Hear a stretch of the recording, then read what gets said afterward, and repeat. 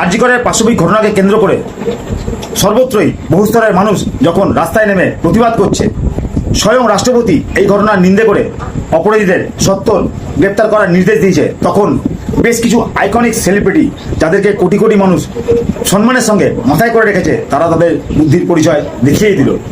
পাছে লোক কিছু বলে তাই একটা মোমবাতি জেলে প্রতিবাদের স্বরে দু চার কথা দিলাম বলে ব্যাস এটুকুই যথেষ্ট। আবার কি, আসলে তারা আইকনিক সেলিব্রিটি, এইভাবে রাস্তায় নেমে প্রতিবাদ করতে তাদের সম্মানে বিচ্ছে। আমি মুখ্য সূক্ষ্ম মানুষ বাবু কিছুই জানি না, এই দেশের রং তামাশা কিছুই বুঝি না। এটা একজন সেলিব্রিটির বিখ্যাত গানের দুটো লাইন।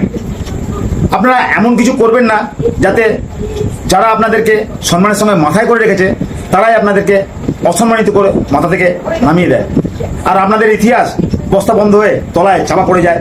পরের প্রজন্ম কিছুই জানবে না।